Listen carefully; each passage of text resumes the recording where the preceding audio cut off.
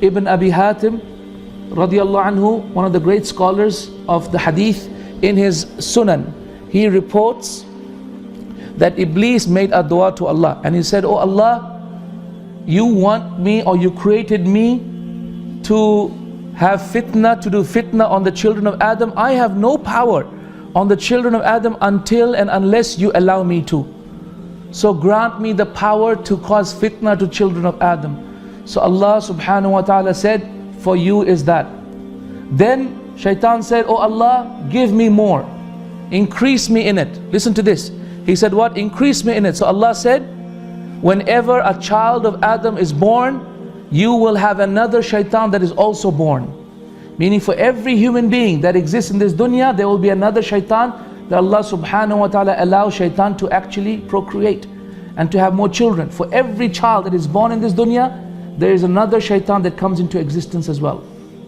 Then the shaitan said, "Oh Allah, increase it for me." And so at that point, Allah subhanahu wa ta'ala said, "For you is the opportunity to flow in the veins of Ibn Adam just like the flowing of blood." So Allah gave him the ability to go into our bodies, to start to wander and play with our minds, to be able to so inconspicuously sound in our mind as if it is our own deep thoughts, but it is actually shaitan saying his worst and evil words into our mind, whispering into our ears. And then shaitan said, "Even more, O Allah, give me even more." And so Allah subhanahu wa ta'ala revealed the verse.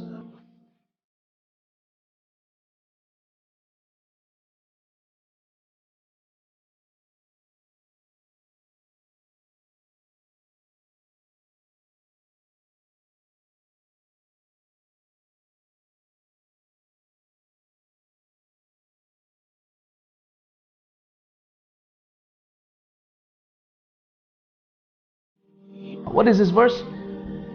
"And O shaitan, gather your forces, gather your armies, gather your khayl, gather your horses of fire from Jahannam, gather them all, and gather your men, gather the shayateen, which are the knights of the shaitan, and go and create your hamla, your war upon humanity.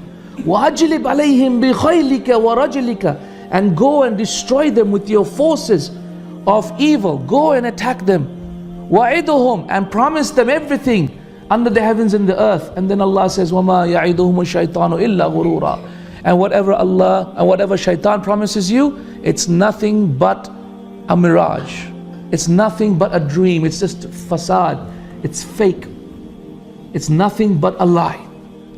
So in this hadith it continues, and it says that Adam alayhi salatu wasalam heard this dua of Iblis and came to Allah subhanahu wa ta'ala and said, "Ya Rabbi, you have given shaitan this much power and authority over me, so what will you give me, Ya Allah? Give me something." So Allah said, "A child of yours will not be born in this dunya except that I will send two angels, not one shaitan, but two angels that will constantly protect him from the evil of the shayateen." And that's what Allah says in the Quran. He says, وَجَعَلْنَا مِن بَيْنِ أَيْدِيهِمْ. What is it? Oh no, Allah subhanahu wa ta'ala says what? لَهُ مُعَقِّبَاتٌ مِن بَيْنِ يَدَيْهِ وَمِن خَلْفِهِ يَحْفَظُونَهُ مِنْ أَمْرِ اللَّهِ. What is that verse? It says that for every single human being are two interchanging angels, one in the front, one in the back, that preserve him from the command of Allah. Meaning what? We have 5 angels at any one time. Shaitan has one enemy, but we have 5 at any one time. 2 to write down our deeds, one on the right, one on the left, good deeds, bad deeds. And then 2 more to protect us, one from the front, one from the back. And they also interchange.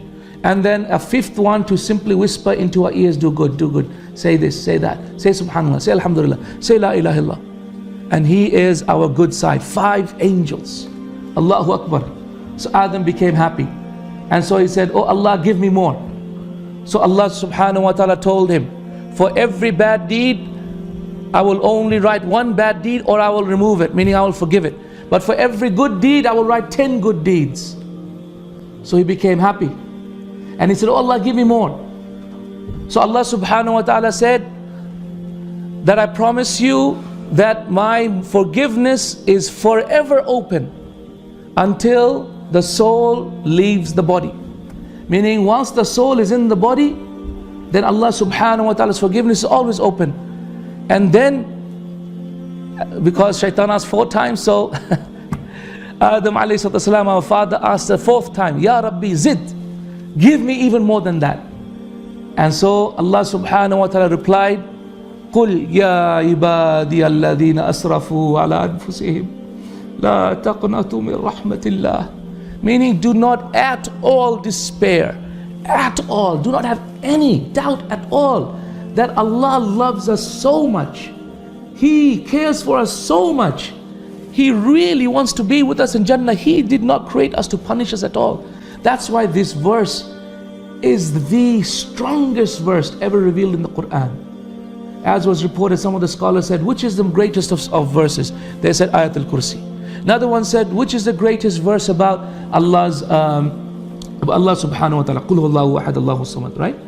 And then they said, which is the greatest verse for happiness, that creates the greatest happiness? This is the verse of happiness. قُلْ يَا عِبَادِيَ الَّذِينَ أَسْرَفُوا عَلَىٰ أَنفُسِهِمْ لَا تَقْنَطُوا. Do not at all despair of the mercy of Allah. إِنَّ اللَّهَ يَغْفِرُ الذُّنُوبَ جَمِيعًا. Allah loves to forgive, and He will forgive every single sin, your past, your future, your present, every single sin. إِنَّهُ هُوَ الْغَفُورُ الرَّحِيمُ. Indeed, He is the most forgiving, the most merciful.